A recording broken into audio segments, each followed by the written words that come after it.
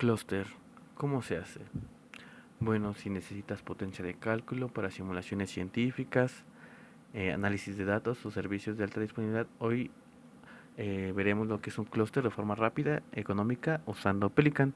¿Qué es un clúster? Clúster es un sistema en cómputo paralelo o distribuido y está constituido por múltiples nodos de procesamiento independientes enlazados mediante una infraestructura de comunicación. Y bueno, este clúster lo podemos, lo integran, mejor dicho, lo que puede ser un procesador o varios procesadores, una interfaz de red o varias, y también tan solo un equipo puede contar con memoria RAM o todos los equipos en conjunto. Hay diferentes tipos de clúster. En este caso, el clúster de alta disponibilidad, que es el que evita fallos eh, mediante la eliminación de los puntos individuales. Y básicamente este tipo de clúster los podemos ver más que nada en la gestión de correos. Básicamente es ahí donde funcionan de mejor manera este tipo de clústeres. El segundo, que es el clúster de balanceo de carga, que este se encarga de distribuir el trabajo entre los servidores. Básicamente este se encarga de repartir las tareas para que sea un poco más eficiente. Y por último, el clúster de alto rendimiento, que acelera los cálculos complejos. En este caso, nuestro clúster es un clúster de alto rendimiento, y lo que hace es que agrupa las computadoras que trabajan juntas de manera coordinada para realizar los cálculos complejos a velocidades mucho más rápidas. En este caso, vamos a utilizar lo que es el sistema operativo de Pelican, ya que hay muchas formas de hacer un clúster. En este caso, mediante Pelican, que es una distribución de GNU Linux. También estaba la posibilidad de hacerlo con Docker, pero es un poco más complejo en ese aspecto. Y bueno, Docker ocupa conexión a internet, entonces como fue algo realizado en la universidad, pues fue un poco más complejo, ya que teníamos el inconveniente y el problema de no tener acceso a internet continuamente o fallas en el servicio. Bueno, básicamente ¿por qué elegimos Pelican? Pues porque es una distribución de Linux muy ligera basada en Debian y simplifica muy bien todo. Es sin instalación, básicamente es desde una USB bootable, se configura automáticamente las redes y los nodos, y bueno, está lista en minutos. Su configuración es muy sencilla, su compatibilidad es, digamos, muy compatible con los sistemas. No es necesario tener un equipo o muy con requisitos muy altos para que pueda funcionar Pelican. Lo que vamos a ver aquí es lo de OpenMP, que OpenMP es básicamente es un conjunto de herramientas que transforman el código normal en programas en paralelo. Lo que vamos a hacer es probar es un código usando lo que es OpenMP para ver qué tanto tiempo o cómo son los procesos al momento de ejecutar el programa en nuestro clúster. Y bueno, los equipos que ocupamos para realizar esto es básicamente, bueno, el equipo utilizado es un switch, una USB con el sistema operativo de Pelican y las PCs que contábamos en el centro universitario, que en este caso era un procesador i5 de cuarta generación y 4 GB de memoria RAM o 8 dependiendo del caso. Posteriormente, eh, al momento de iniciar nuestro sistema operativo en la máquina que va a ser el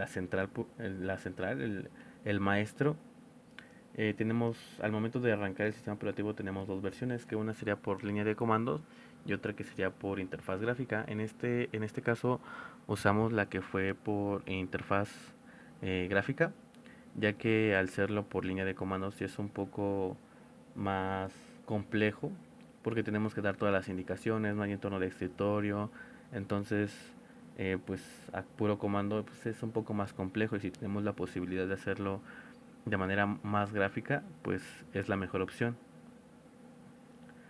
Posterior a eso, arrancamos el sistema operativo y ya nos muestra una ventana donde podemos ver las librerías y las dependencias que tiene Pelican. Posterior a eso, a nuestras demás computadoras hay que conectar nuestro cable de red al switch. Y bueno, aquí algo que yo aprendí es que podemos arrancar un sistema operativo sin la necesidad de tenerlo en el disco duro o en una USB. En este caso lo que hicimos fue conectarlos al switch y digamos que el sistema operativo corrió desde la misma red. Entonces eso yo nunca lo había hecho y se me hace algo muy interesante y fue algo nuevo que aprendí y que se me hizo muy agradable de saber, ya que yo no contaba con ese conocimiento. Y bueno, básicamente en todas las pantallas de nuestros nodos esclavos, veremos la misma pantallita, donde significa que ya estamos conectados a lo que sea la red de Pelican. Cabe mencionar que en este caso tenemos que entrar al modo de arranque y seleccionar la opción que sea por red para que podamos entrar al sistema, ya que pues como mencioné no tenemos instalado el sistema operativo en un disco duro, en una USB o algo por el estilo. Posteriormente, una vez ejecutado lo que es Pelican Setup, se nos mostrará la cantidad de equipos que están conectados. Y bueno, lo que tiene de ventaja Pelican es que no tenemos que configurar las direcciones nosotros las genera de manera automática y es un paso más para que sea una instalación o configuración más sencilla. Nos muestra también el número de procesadores que tenemos en total, ya conectadas a las computadoras. En todo caso de que no llegáramos a mostrar bueno, no nos aparezca una computadora o los núcleos o los procesadores de una computadora, tendríamos que reiniciarlo o verificar si están bien conectados al switch o a las computadoras para corroborar que no esté faltando nada.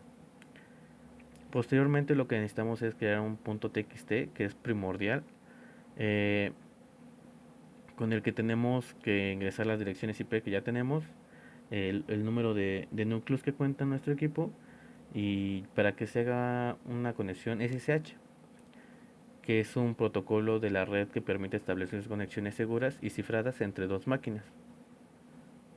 Y bueno, una vez que el sistema tenga en cuenta las direcciones IP, eh, de todos los nodos, la última que se muestra es la que sería el maestro y los demás son los esclavos. Ese TXT se tiene que guardar en los archivos del sistema, no debe estar en escritorio.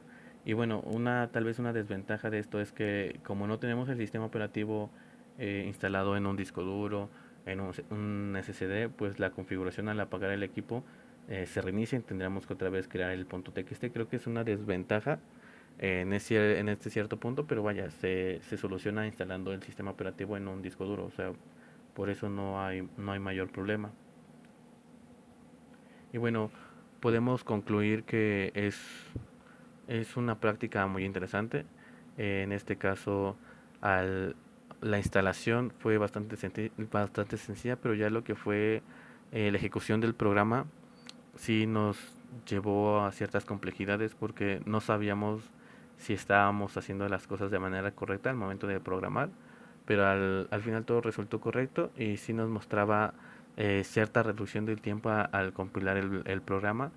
Y bueno, al menos a mí me dejó una grata experiencia porque aprendí cosas que no, que no había aprendido a lo largo de la carrera, pero podemos decir que este tipo de clúster funcionan bien para pues tareas más eficientes, como lo mencioné, para tareas de inteligencia artificial, tal vez ya agregando GPUs en vez de trabajar con CPUs, trabajar con GPUs para que sea un poco más rápido el proceso, pero creo que fuera de eso es una práctica interesante y muy productiva ya que se ocupa mucho en el campo empresarial y básicamente en lo que es todo Internet.